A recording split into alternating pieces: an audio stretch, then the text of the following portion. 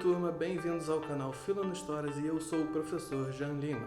O vídeo de hoje é especial, vou falar um pouco sobre como aprender história lendo quadrinhos. Então eu selecionei uma lista de 8 quadrinhos e mangás que dá pra gente ler e aprender muito sobre a história. Em oitavo lugar temos o mangá Vagabond. Vagabond, ou no original em japonês, Vagabundo, é uma série de mangá escrita e ilustrada por Takehiko Inoue, baseada no romance Musashi de Eiji Yoshikawa, que conta a história do samurai Miyamoto Musashi. O mangá começou a ser serializado em 1998, com os capítulos lançados e compilados em 37 volumes até julho de 2014. Atualmente, Vagabond é licenciado e publicado no Brasil pela editora Panini Comics. Vagabond ganhou no ano de 2000 o prêmio de Mangá Kodansha e em 2002 o grande prêmio no Prêmio Cultural Osamu Tezuka e já vendeu mais de 82 milhões de cópias pelo mundo todo.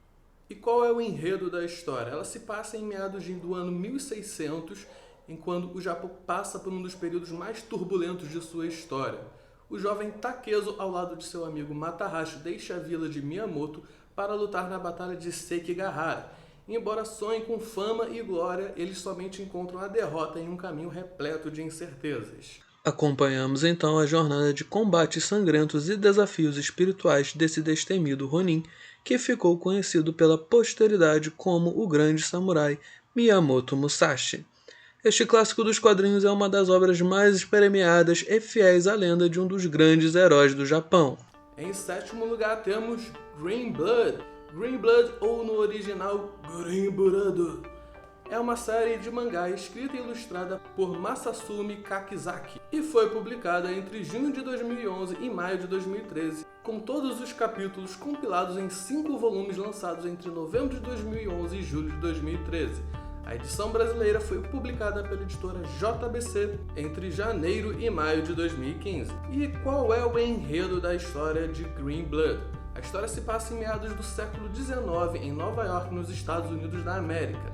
Há 2 irmãos nascidos e criados no pior bairro da cidade, chamado de Five Points, que era o berço de todos os tipos de crimes possíveis, controlado por grupos de verdadeiros bandidos, as gangues. Um irmão é o matador de aluguel da maior gangue da cidade e o outro nutre um ódio mortal por assassinos. A história ainda pula para outra região dos Estados Unidos, o Velho Oeste, em seu momento de expansão e colonização. O autor apresenta vários detalhes sobre a história dos Estados Unidos e as inovações daquela época. Além disso, ele apresenta um pequeno resumo dos eventos, contextualizando tudo. Em sexto lugar temos um manhwa, um quadrinho coreano, que é Che, uma biografia. É muito interessante a biografia em quadrinhos do líder revolucionário e ícone da esquerda mundial, Ernesto Che Guevara, feito pelo sul-coreano Kim Jong-il. É agora que vocês me chamam de comunista. Da infância na Argentina à captura e execução em La Higuera, na Bolívia, os eventos que levaram Che Guevara a se transformar no símbolo que é hoje são recontados nos quadrinhos de Kim Jong-il, um dos grandes talentos coreanos de HQ. Quando Che Guevara foi morto nas selvas da Bolívia em outubro de 1967, ele já havia se transformado em um mito, não só na América Latina, mas no mundo inteiro. E com o passar do tempo, esse mito só cresceu. Nessa história em quadrinhos, você conhece todos os lados da vida do homem que deu origem a esse mito. Nascido na Argentina, Guevara deixou para trás a formação em medicina e seu próprio país depois de viajar de moto pela América Latina e deparar com a injustiça social dos lugares por onde passou. Anos mais tarde, conheceria Fidel Castro, à época um exilado cubano que liderava um movimento contra a ditadura de Fulgêncio Batista em Cuba. O autor criou sua adaptação como se fosse um livro didático para crianças mesmo, mas sem ser bobo ou infantil. Entre um capítulo e outro da história, ele se deu ao trabalho de fazer um pequeno resumo dos eventos, contextualizar as situações dentro da história e tecer pequenos comentários sobre alguns termos usados no texto, como imperialismo, por exemplo. Em quinto lugar nós temos o mangá Lobo Solitário, ou do original japonês Kozure Okami. É uma série de mangá criada pelo autor Kazuo Koike e pelo ilustrador Gozeki Kojima. Publicada pela primeira vez em 1970, a história foi adaptada também em 6 filmes, 4 peças de teatro, uma série de televisão e é amplamente reconhecido como um trabalho muito importante e influente no Japão. Lobo Solitário narra a história de Ito Ogami, o carrasco do Shogun. Desonrado por falsas acusações do clã Yagyu, ele é forçado a tomar o caminho de assassino junto com seu filho de 3 anos de idade, Daigoro. E eles procuram assim a vingança sobre o clã Yagyu. Na história, os membros do clã Ogami eram destinados a se tornar os executores do governo, a única autoridade com permissão para matar um daimyo, um senhor feudal japonês. Mas a família Yagyu arquitetou uma farsa para que Ito fosse acusado de traição e condenado ao seppuku, e executaram todo o seu clã, exceto Ito e seu filho Daigoro, que era um recém-nascido. Só que Ito Ogami não se matou e escolheu trilhar a estrada do assassino, que eles chamam de Mei Fumador. Após a recusa ao suicídio, Ito Ogami passa a andar pelo Japão como um assassino de aluguel, sendo contratado geralmente para matar alvos difíceis e pessoas influentes. A alternância de estilos da história é grande e agrada a uma gama diversa de público.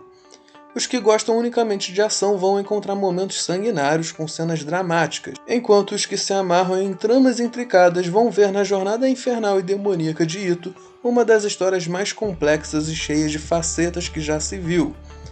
Os que ainda gostam de tramas mais delicadas, contemplativas, poderão se focar na relação pai e filho que é narrada magistralmente nas páginas da série.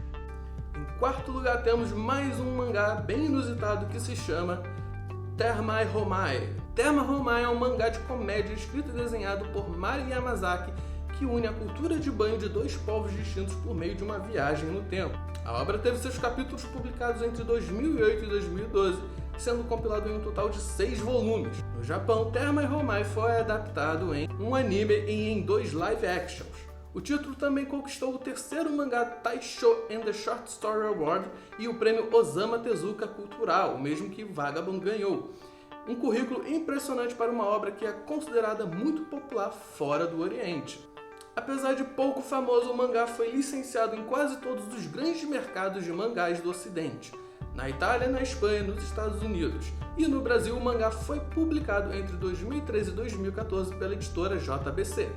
Mas o que tem de tão especial nesse título para receber diversos prêmios no Japão?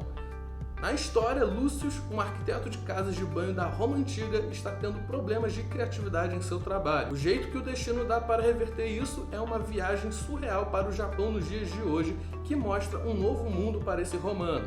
Thermae Homai é um mangá bem divertido e despretensioso. A mera sinopse já é o suficiente para arregalar alguns olhos e gerar bastante curiosidade, e o conteúdo geral segue pelo mesmo esquema, com uma história mais maluca que a outra.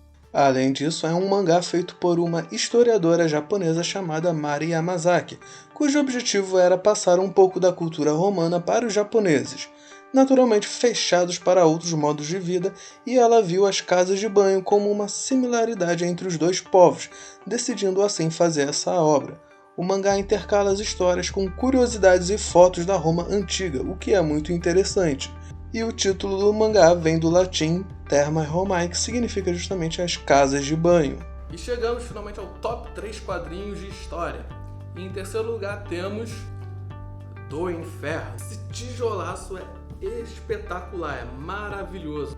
Do Inferno, ou no original From Hell, é uma série de histórias de quadrinhos escritas por Alan Moore e ilustrado por Ed Campbell, publicada originalmente de forma seriada entre 1989 e lançada em formato único em 1999. A história se passa durante o final da Era Vitoriana e apresenta uma hipótese para os casos de assassinato em Whitechapel envolvendo Jack o Estripador, e especulando sobre sua identidade e suas motivações. O título foi tirado das primeiras palavras da carta que algumas autoridades acreditam ser uma mensagem autêntica mandada pelo próprio assassino em 1888. A obra é densa e apresenta diversos acontecimentos históricos misturando com eventos imaginados pelo autor. A edição em volume único tem aproximadamente 570 páginas. Do Inferno recebeu diversos prêmios e teve uma adaptação cinematográfica com Johnny Depp, que não é tão boa assim. Alan Moore fez uma exaustiva pesquisa apurando tudo o que precisava e que parecia ser plausível e verossímil para contar essa história. Na edição única de Do Inferno é apresentada uma descrição página a página de Alan Moore, onde o autor explica o que foi tirado da literatura e de pesquisas e apresenta as suas fontes, que foi imaginado por ele mesmo. Vale ressaltar que em determinada parte da história o autor dá uma verdadeira aula sobre a história de Londres e suas principais obras arquitetônicas através dos séculos em um passeio que Jack faz pela cidade. E em segundo lugar temos Persépolis. Persépolis é uma história em quadrinhos francesa autobiográfica e desenhada por Marjane Satrapi, que retrata sua infância até seus primeiros anos de vida adulta no Irã durante e após a Revolução Islâmica. Persépolis lembra os leitores de como a sobrevivência é muito difícil em situações políticas e sociais. O título Persépolis é uma referência à antiga capital do Império Persa, que tinha esse nome. Originalmente publicada em francês, a graphic novel foi traduzida para muitos outros idiomas, incluindo inglês, espanhol, catalão, português, italiano, grego, sueco e muitos outros. A partir de 2018 já vendeu mais de 2 milhões de cópias em todo o mundo. O uso de graphic novel por Marjane Satrapi para descrever seus próprios eventos de vida a tornou facilmente acessível a pessoas em todo o mundo. Em um artigo intitulado Por que escrevi Persépolis, Satrapi diz: as imagens são uma maneira de escrever. Quando você tem um talento para escrever e desenhar, parece uma pena escolher apenas um. Eu acho que é melhor fazer as duas coisas. Seu primeiro romance desta série, Persépolis, a história de uma infância, retrata suas experiências de infância no Irã durante a Revolução Islâmica, enquanto seu romance subsequente, Persépolis 2, a história de um retorno, retrata seus anos de colegial em Viena, na Áustria. Persépolis 2 também retrata o retorno de Satrapi ao Irã, onde ela estuda na faculdade, se casa e depois se divorcia, antes de se mudar para a França. As influências da educação passada de Satrapi no Irã e na Europa, e especificamente o impressionismo alemão, podem ser sentidas ao longo de seus escritos e desenhos também. Ela procura criar um contexto visual não apenas para os do Ocidente, mas também para os do Oriente Médio, devido à falta de ótica física para esse momento importante da história. Ambos descrevem suas experiências de vida como sendo iraniana e o modo como a revolução moldou sua vida e a vida de seus amigos e familiares. O romance narra narrativas contra-históricas que são, em sua maioria, desconhecidas por um público leitor ocidental. Após a redação e a publicação de Persépolis, a própria Satrapi se transformou em diplomata de seu país natal, o Irã. Ela se tornou um porta-voz de maior liberdade lá e uma voz contra a guerra e a compreensão intercultural. A graphic novel de Satrapi contém temas sobre os ideais feministas e o poder hegemônico do Estado. Satrapi usa o contexto da Revolução Iraniana para criticar a hipocrisia das pressões sociais impostas pelo Estado que buscam atuar contra a violência. Durante a Revolução Iraniana, o martírio tinha sido nacionalizado pelo Estado para encorajar os jovens a participar na Revolução, e regras sociais estritas eram impostas às mulheres e eram justificadas como proteção. A recontagem de Satrapi de seu assédio por membros masculinos e femininos dos guardiões da Revolução por causa de seu comportamento e vestuários não tradicionais exemplifica a hipocrisia das crenças do Estado. Embora Satrapi critique as pressões sociopolíticas, ela não descarta completamente sua identidade iraniana. Marjane luta para encontrar sua identidade porque está dividida entre uma profunda conexão com sua herança e cultura iranianas e a pressão política e religiosa imposta pelo Estado. A luta de Satrapi com as pressões da sociedade baseia-se em sua crença de que o Estado Islâmico oprime as mulheres quando regula sua expressão e dita suas crenças. E em primeiríssimo lugar temos Maus, que é um quadrinho que deveria ser leitura obrigatória em todas as escolas. Maus é uma graphic novel do cartunista norte-americano Art Spiegelman, serializado de 1980 a 1991. O quadrinho retrata Spiegelman entrevistando seu pai acerca das experiências deste enquanto um judeu polonês e sobrevivente do Holocausto. A obra utiliza técnicas pós-modernistas e representa judeus como ratos, alemães como gatos e poloneses como porcos. Os críticos classificam Maus como um livro de memórias, biografia, história, ficção, autobiografia e uma mistura de gêneros. Em 1992, tornou-se a primeira graphic novel a ganhar o prêmio Pulitzer. A história se inicia em 1978 na cidade de Nova York. Spielberg conversa com seu pai, Vladek, sobre as experiências deste acerca do Holocausto, recolhendo material para o projeto Maus que está preparando. No passado narrativo, Spiegelman retrata estas experiências desde os anos que culminaram na Segunda Guerra Mundial até a libertação dos seus pais dos campos de concentração nazistas. Boa parte da história gira em torno da relação difícil entre Spiegelman e seu pai, a ausência de sua mãe Anja, que se suicidou quando o autor tinha apenas 20 anos. Para muitos pesquisadores, a vida de Spiegelman é dominada por memórias que não são suas.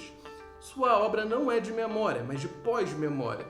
Isto descreve a relação dos filhos de sobreviventes com seus pais judeus. Embora estes filhos não tenham tido as experiências de seus pais, eles cresceram com as memórias deles, memórias da memória de outrem, até as histórias se tornarem tão poderosas que para estes filhos elas se tornaram memórias autônomas. Art Spiegelman tentou manter a história de seu pai em ordem cronológica, porque, caso contrário, ele nunca conseguiria mantê-la organizada. As memórias de Angel, sua mãe, estão ausentes da narrativa dado seu suicídio e a destruição de seus diários, feita por Vladek. Maus aborda vários conceitos e um muito forte e presente é o sentimento de culpa. Spiegelman exibe seu senso de culpa de diversas maneiras. Ele sofre da angústia por seu irmão morto, Richard, que pereceu no Holocausto e que Spiegelman sente nunca conseguirá estar à altura dele. O 8º capítulo, feito depois da publicação e do sucesso inesperado do primeiro volume, abre com um Spiegelman perturbado pela culpa, em cima de uma pilha de cadáveres, os cadáveres dos 6 milhões de judeus sobre os quais o sucesso de Mal foi construído. Seu psiquiatra, dentro da história, lhe diz que o seu pai se sente culpado por ter sobrevivido e vivido mais do que seu primeiro filho, e que uma parte da culpa de Art pode se originar de ter pintado seu pai de maneira tão desfavorável. Como ele próprio não viveu nos campos, é difícil para ele entender ou visualizar este universo separado e sente-se inadequado retratando. Outra característica muito presente em Maus é o racismo. Spiegelman parodia a visão nazista de divisões raciais. Já o racismo de Vladek também é colocado em evidência quando ele se chateia com Françoise por ela aceitar um caronista negro. Quando ela repreende ele, sendo uma vítima de antissemitismo, ele responde: não se pode comparar os negros e os judeus. Gradualmente, Spiegelman desconstrói a metáfora dos animais ao longo do livro, especialmente no segundo volume, mostrando onde as divisões não podem ser desenhadas entre raças de humanos. Os alemãos são retratados com pouca diferença entre eles, mas há grande variedade entre poloneses e judeus que dominam a história. Algumas vezes, judeus e conselhos judaicos são mostrando obedecendo aos nazistas. Alguns enganam outros judeus para que sejam capturados, enquanto outros agem como polícia para os nazistas. Spiegelman mostra diversas instâncias em que poloneses se arriscaram para ajudar judeus e também mostra o antissemitismo como sendo abundante entre eles. Maus é uma história emocionante em diversos pontos e apresenta o momento mais terrível da história pela visão de quem sobreviveu. Então é isso, turminha. Esse foi o vídeo especial de hoje. Espero que vocês tenham gostado. Tchau, tchau. E lavem as mãos.